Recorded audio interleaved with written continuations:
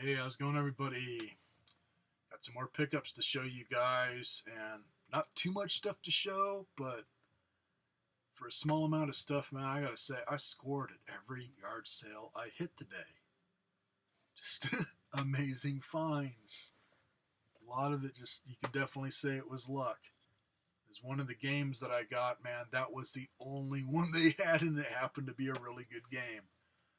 So anyways, first one I'm going to show you here, I got one of the systems I'm going to show, hence it's an Atari. One of them that I didn't have in my collection yet. Anyways, the guy had, God, he only had like 10 games. And let's see, other than the one that I bought, he had 3 other systems. He had all these systems, all these controllers and hookups, but only 10 games. It didn't make sense. So I just picked up one of the systems because, like I say, I didn't have it yet. Anyways, this game, he had some loose and then he had some boxed, and the boxed ones were all common, and the only good one he had was Asteroids, but the box was pretty nasty, so nah. This one, man, I didn't recognize it, and I'm glad I didn't, man. And this one's made by iMagic. Usually their games are good on any old retro system. It is called Shootin' Gallery, not shooting, shootin'. Hence, there is an Atari game called Shooting Gallery, and I think it's just a basic looking Atari card. I don't even think it has a picture on it. Anyways, here's what this one looks like. Happens to be rare. And after looking it up, because I didn't find that many on eBay, so yeah, it's eBay. Hard to know if that's actually what it's going for. It's what you want to pay for it, but I'd say around maybe $10 at most for a loose cart. Boxed, $50 if the box is in really good shape or sealed or whatever. So not worth a whole lot, but worth more than the $2 I paid. So not bad. Now for another one where, God, I don't know if I still have a copy of this or not, as I had a few of them and a couple went to my buddy John. He pays me good for them or gives me store credit or whatever, and everybody's always asking for this, but this one I'm going to keep. It is in really good shape compared to the other ones I had. It's got a gold copy of The Legend of Zelda for NES, and it pretty much retains all of the gold paint, which I've never found one that has all of the gold paint on it. They are always scuffed up as hell. So not bad. This one, they had $5 on it. I didn't mind giving them $5 because I know it's worth a lot more than that. And I'm thinking what kept it nice is they had it in one of these hard Nintendo cases. So that's where it's going to stay. What's crazy, man, this was the only video game related thing they had. I don't know if somebody just dropped it off to their yard sale, said, sell this or what, man. It's weird. I'll find stuff like that at the weirdest places. This one, I looked it up. I can't remember if this was a rare one or just really scarce, because this is the first time I've seen it, and it looks like an awesome shooter. Anyways, this guy had a whole bunch of PlayStation 2 games. The majority of them were either sports, or I had them already, or they were beat up. For some reason, this one was still in really good shape. Got a copy of R-Type Final. Looks like a badass side-scrolling shooter, man. Way better than the original arcades. And the graphics look very good for PlayStation 2, so can't wait to play this one. Then you also had about a handful of GameCube games. The other ones were pretty beat up. I guess he wasn't into arcade games because this one's since about the same shape as the PS2 game. It's got Midway Arcade Treasures 2. Has 20 games. Mortal Kombat 2, Mortal Kombat 3, Gauntlet 2, Spy Hunter 2, Cybots, Narc, APB, Cyberball 2072, Timber, Total Carnage, Pit Fighter, Wizard of War, Xenophobe, Primal Rage, Arch Rivals, Rampage World Tour, Cosmic Cruiser, Championship Sprint, Hard Driving, and Wacko.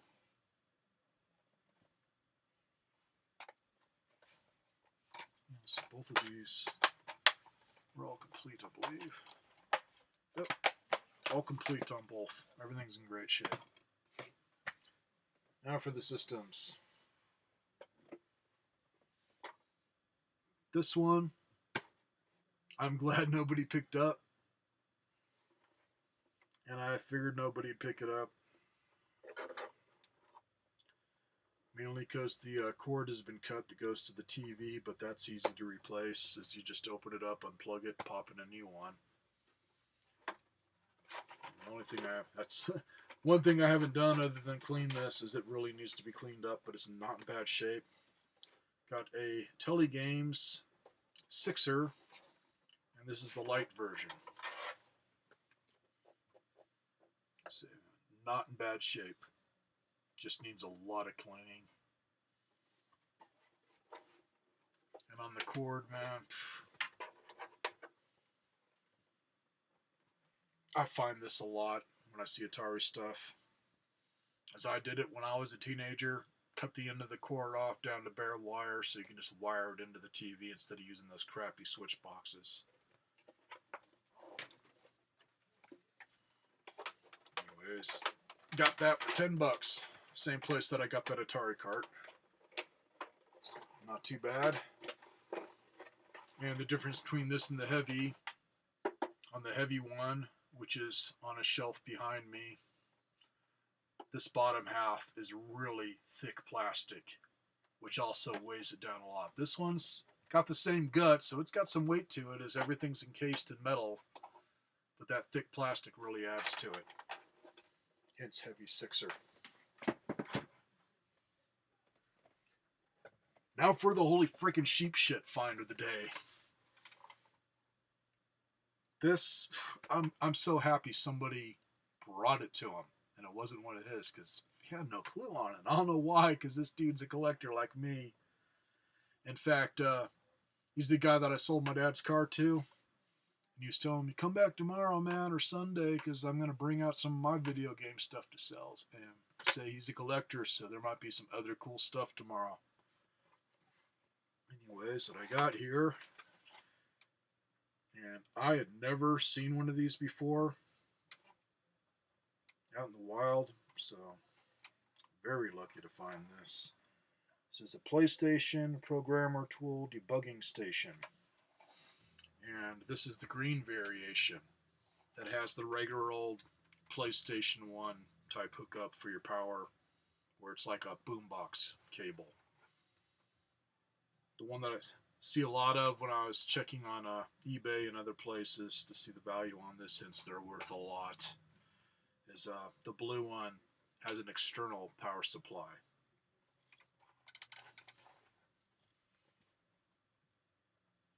This is also one, man, it's a bit banged up. I had to do some repairs on it, hence I'm still working on it. I got a spot where I gotta go over it with some steel wool and sand off the glue. Hence, I found some glue that works really fucking good. Too good to where it don't fuck up, man. Don't even smudge it. Don't try and wipe it off. Don't do anything. Just let it do its thing. Because it literally bonds the plastic together. It's a type of super glue. US. On hookups, it's got the same type of hookups as one of the original PlayStation 1s when they first came out, where you can hook up the regular old standard cable, or you can hook up AV cables. And then it's got parallel I/O port, serial I/O, and then that's where you plug in your AV. And after looking up this thing, which I really haven't found out anything on how the debugging part of it works, but I did see somebody with a picture of one of the controllers, and it looks like you have to have a special controller, and I'm pretty sure it plugs in here. It looked like the regular PS one controller or whatever, but instead of a cord, it had a ribbon cable hanging off of it. So I'm guessing you have to have that, and then it probably goes into a special menu or whatever to where you can debug the games or whatever. Other than that, what makes these so great, from what I can tell on watching videos and just what people have wrote about them, they not only play American games, they play Japanese games, and I guess there's European PlayStation games. Anyways, multi-region, and also I've heard, I don't know about this one, but definitely the blue one can play burnt games. So pretty much as long as it's PlayStation, it will play it.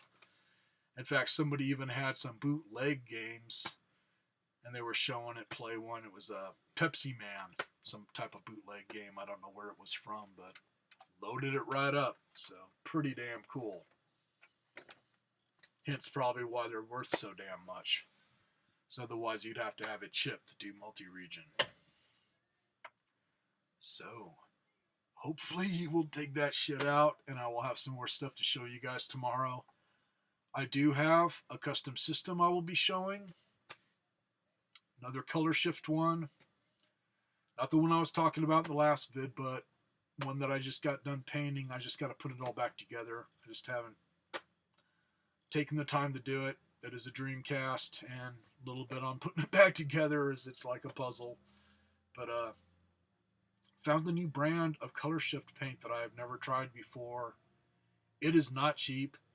I do not recommend picking it up if you're a first-time painter. Only pick it up if you're experienced, man, because it's not cheap. It was like $21.95 for an 11-ounce can, spray paint type, at AutoZone.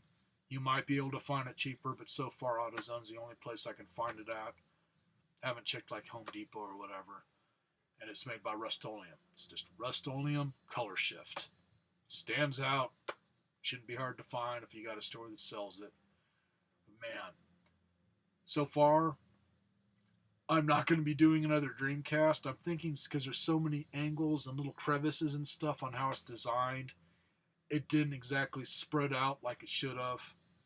Hence, it's made for doing on a smooth surface. So I'm thinking I might either try it on a few Sega Genesis systems, hence nice and smooth. And also, never done one. I've got a Model 2 Super Nintendo that's yellowed in spots to where it's just getting ugly looking. I might do a custom paint on that and maybe do like the top half color shift, bottom half something else. Another thing to make it even more expensive, hence the $21.95 for the one can, you do have to buy some of the Rust-Oleum black, and doesn't specify what type.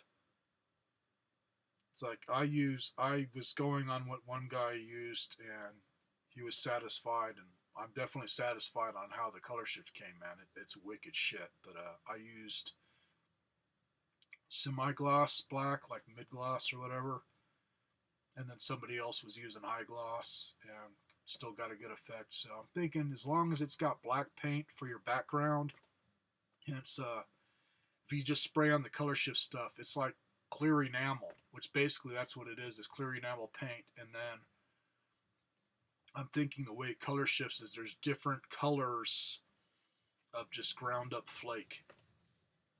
So depending on how the sun hits it, is it's going to lay out different all over it. That's the color you're going to get.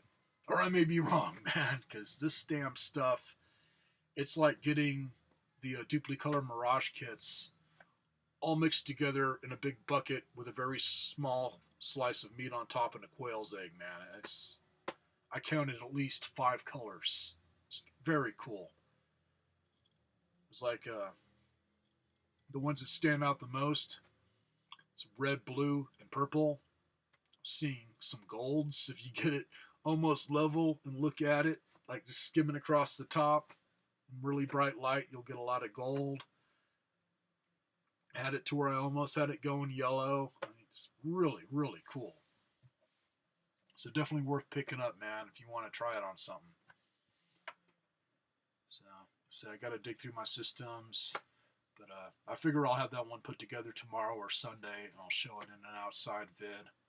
And then also show the other one that I painted up, which is an N64, to show the difference between the two. It's the other one I use the rest of my duplicate color, and that one just goes from green to purple. So, catch you guys later.